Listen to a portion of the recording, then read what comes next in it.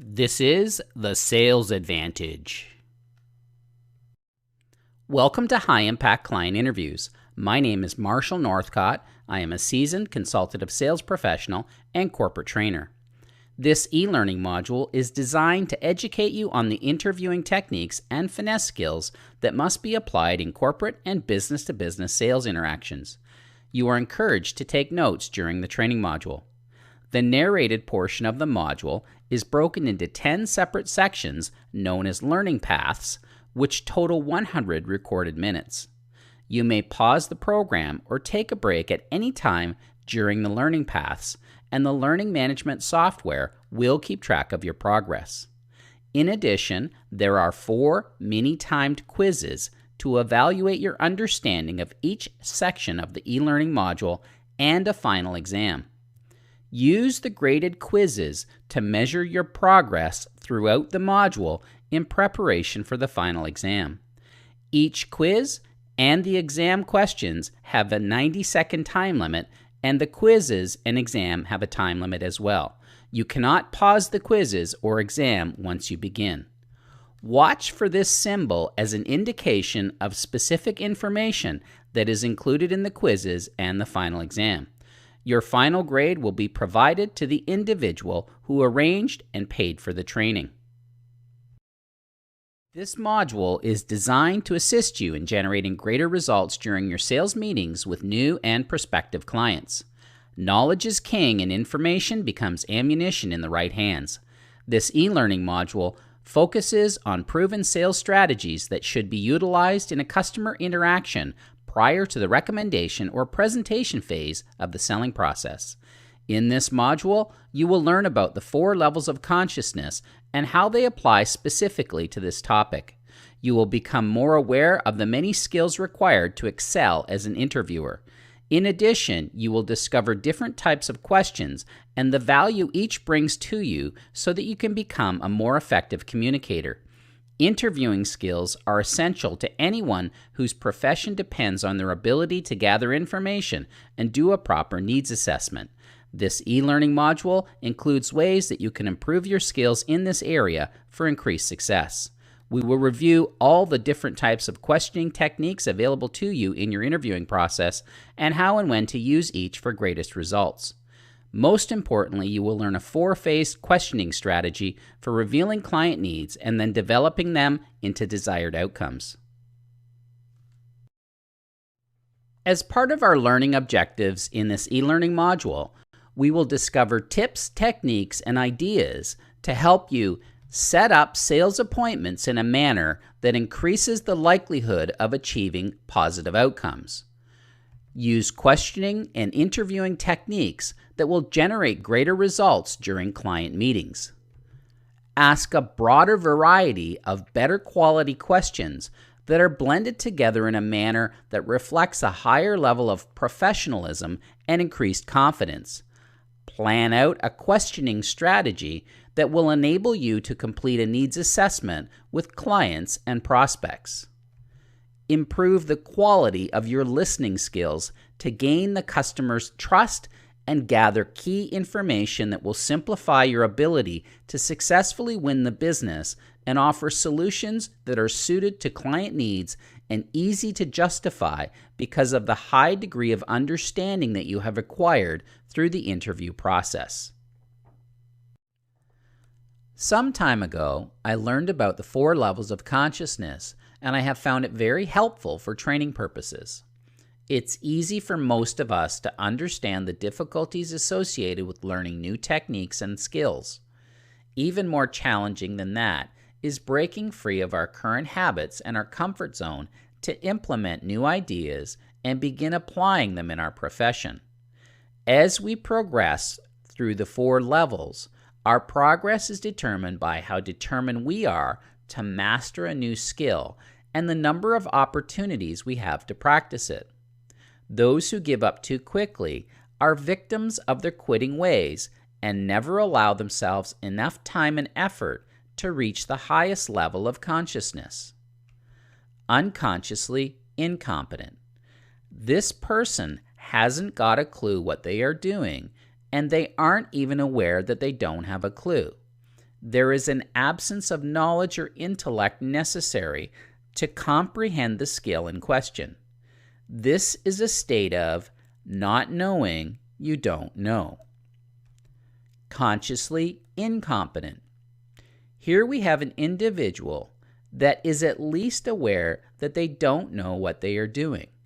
This individual has an understanding of the expertise required, and they may have made attempts to apply the skill, but most likely they are frustrated and struggling with the change from the old bad habit and their comfort zone. This is a state of knowing you don't know. Unconsciously competent. Sometimes it is possible through repetition to become good at performing a task, even though the person doesn't know what, why, or how they do what they do. If asked to teach another individual the technique or skill, they would have difficulty because although they know what to do, they have not internalized the information, broken it down into the simplest components, and learned how to explain it so that even a child could understand. Many people who excel at what they do remain in this level of consciousness. This is a state of not knowing you do know. Consciously competent. The ultimate level of knowledge and comprehension in any profession. This person is fully aware of every step in the sales or any other related process. They know why they do what they do. A consciously competent person can educate another individual to become successful in their related field with ease. It's common for people who are not involved in training or teaching others to master a skill to this level and then slide back into unconsciously competent because they no longer have to consciously think about what they are doing. This is a state of knowing you know. When you are attempting to learn a new skill or teach a skill to someone else, remember to allow time for growth through practice and patience. Setting unrealistic expectations in a learning environment will ensure failure. You need to give yourself and others some slack in order to feel encouraged to make positive changes. Take your current age. Subtract 2 years. The number of years remaining represents how long you have been creating communication habits. Chances are you have developed some good communication habits. Is it also possible, or are you willing to admit that you may have developed some poor communication habits? These bad habits are and will continue to work against you. Are you prepared to explore these habits and challenge them? Are you prepared to put some effort into replacing them with some new habits that will generate better results and likely increase your income? Challenging old bad habits, breaking them, and replacing them with new ones is never an easy task. Remember what Booker T. Washington said: "Success is to be measured not so much by the position one has reached in life as by the obstacles one has overcome while trying to succeed." Never underestimate the power of what you are about to learn in this module. Some would have you believe that the process I am about to teach you only applies in large or major account sales. Having used this selling process for years, I can attest to the fact that there is a definite application in these selling scenarios with more sophisticated buyers. I will also tell you that this process can be simplified and used very successfully in much less complex selling scenarios as well. The process and the skills employed can turn a $1,000 sales opportunity into a $3,000 sale and a $3,000 sale into a $30,000 contract. I can attest to this because I have seen it happen in my own sales career. With that in mind, what is a high-impact client interview? A high-impact client interview is one where As a professional representative, you enter the meeting with a list of well thought out documented questions in combination with a template that were prepared well in advance of the interview, where you're absolutely conscious of what you want to accomplish and have a specific purpose in mind for every question you ask and move that you make, where the sales representative takes the leading role and controls and guides the direction of the meeting in a professional, non-threatening manner. Your interviewing technique is natural, it flows smoothly, it is conversational and consultative.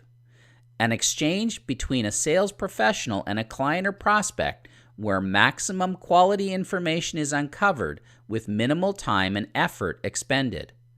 Where you're results-oriented and focused on your main and secondary objectives of the call. Where you engage in an exchange that fosters a partnership and spirit of cooperation between you and the customer.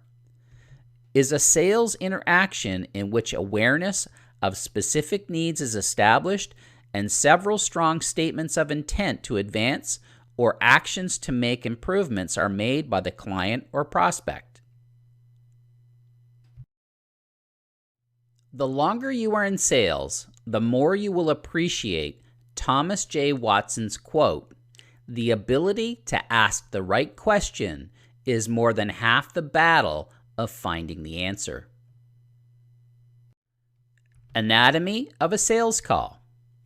An effective sales meeting or appointment will have a definite structure to it. This inverted pyramid shows 6 distinct steps in the sales process. Breaking the ice, rapport building. Introduction, positioning statement, objectives, and mutual agenda. Client interview. Presentation, demonstration, or recommendation. Negotiation and overcoming objections. Closing the sale.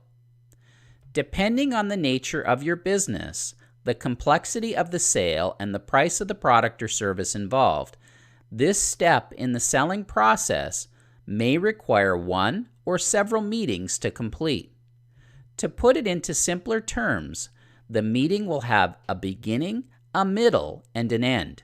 As you become more experienced at conducting sales appointments, these steps will flow together very smoothly to the point that only another sales professional will even notice the transition. The more competent that you become at the first 4 steps, the easier the last 2 steps will be. This style of selling requires more planning, preparation, focused thinking, research, energy, effort, upfront time investment, and most of all, listening. Winning the prospect's trust, their cooperation, and willingness to participate in this process is essential. In addition, you must have a much deeper understanding of product knowledge and be able to make the connection between client needs, how you are able to address those needs, and the questions that you must ask in order to reveal those needs and build value in your products, services, and related intangibles. With all this in mind, why would you want to employ this method of selling? Some possible responses would include: hard selling doesn't work in your environment. To make more money. Present yourself in a more professional manner. Increase your ability to help your customers. It's the only way. To feel better about yourself. In order to build relationships, partnerships, and not feel it's me or us against them. This method empowers the salesperson, and you play a more important role in the sales process. Encourages you to do your homework, research, collect information, and ask questions, which provides you with history and data that can be leveraged. Increases your ability to resolve issues, problem solve. For increased confidence. This process draws out objections, allowing you to remove them as potential obstacles. If you're not accustomed to doing business this way, it's going to take some time and effort to develop the necessary habits to become a more effective communicator. For you personally, what reasons can you think of that would motivate you to concentrate on learning and implementing these new skills? This concludes step number 1 of the learning path. Please click on the green Next button with the white arrow in order to advance to the next step.